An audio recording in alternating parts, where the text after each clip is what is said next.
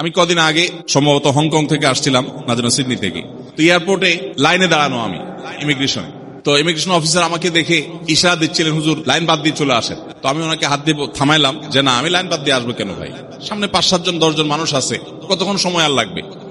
আর আমি যতই তাড়াহুড়া করে যাই, বেল্টে লাগেজ তো আগে চলে আসবে না, সো আমার এত তাড়াহুড়ার কি আছে, আমি থাকবো। তো বেচারা বসা থেকে দাঁড়ায় গেছে, বারবার আমার ডাকতেছে।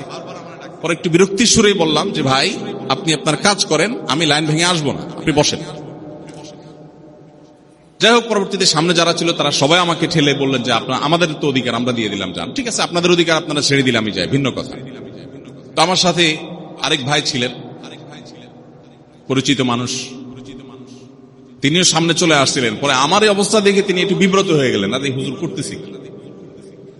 আমরা যারা পরিচিত মুখ, সেলিব্রিটি মানুষ, আমরা আবার লাইন টাইন ধরা লাগে না। তো আমি তার কাছে একটু মাপ চেয়ে নিলাম, ভাই আপনাকে বিব্রত পরিস্থিতির মধ্যে ফেলছি, আমার কাছে এটা ভালো লাগে না যে সবাই লাইনে দাঁড়ায় আছে, আমার লাইন কেন ভাঙতে হবে। আমাদের সমাজে আপনি ডানে বামে যদি খেয়াল করেন, প্রত্যেকটা মানুষ দেখবেন তার দুলাভাই কোনো পদস্থ কর্মকর্তা, তার তালতো ভাই কোনো বড় অফিসার, তার পাশের ফ্ল্যাটের প্রতিবেশী, তিনি হয়তো কোনো একটা ভালো চেয়ারে আছেন, এই জন্য তিনি বিভিন্ন সুযোগ সুবিধা এক্সপেক্ট করেন। এই সুযোগ সুবিধা নেওয়া বেশিরভাগ ক্ষেত্রেই জুলুমের মধ্যে পড়ে, অন্যের অধিকার নষ্ট করার মধ্যে পড়ে। পড়ে কি পড়ে না বলেন? আমরা বেশিরভাগ মানুষ এগুলোকে চিন্তাও করি না।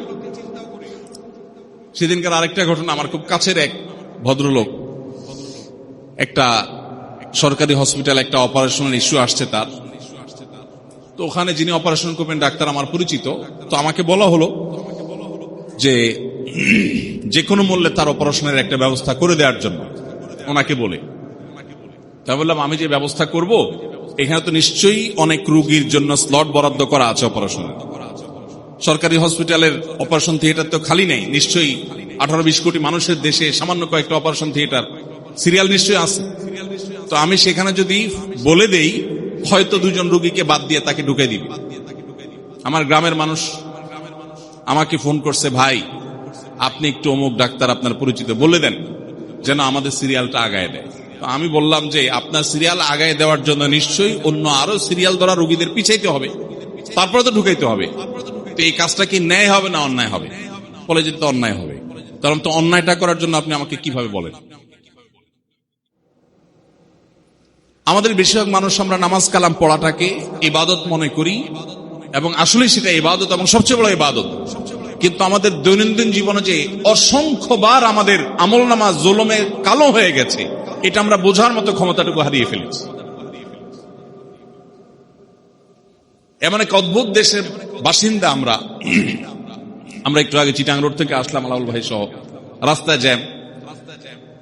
আমাদের দেশে প্রায় 100% গাড়ি চলেই হলো অন্যকে চাপ দিয়ে।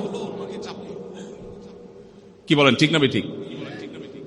রিক্সা হোক, প্রাইভেট কার হোক, বাস হোক, যাই হোক, গাড়ি চলার নিয়মই হলো কি দিয়া? চাপ দিতে হবে।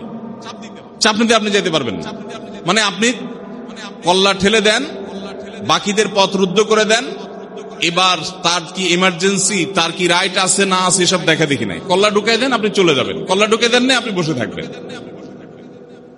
এমন দেশটি কোথাও খুঁজে পাবে না তুমি। ভাইরা আমার, মাঝে মধ্যে চিন্তা হয়, এত মুসলমানের দেশ, নামে মুসলমান, নবী করিম সাল্লাল্লাহু আলাইহি ওয়াসাল্লামের প্রতি কেউ অবমাননা করলে আমাদের অনেক কষ্ট হয়, হওয়া স্বাভাবিক, হওয়া উচিত, এবং তার অবমাননার পথ বন্ধ করা দরকার। কিন্তু আমরা যে প্রতি মুহূর্তে নবী সাল্লাল্লাহু আলাইহি ওয়াসাল্লামের অনুসারীর দাবি করে প্রতি মুহূর্তে যে তার আদর্শের পরিপন্থী কাজ করছি, এটাও তো নবী সাল্লাল্লাহু আলাইহি ওয়াসাল্লামকে একরকম অসম্মান করে। আল্লাহ তাআলা আমাদের সবাইকে নবীজির ইনসাফের সুন্নাহকে আমাদের জীবনে বাস্তবায়ন করার তৌফিক দান করুন।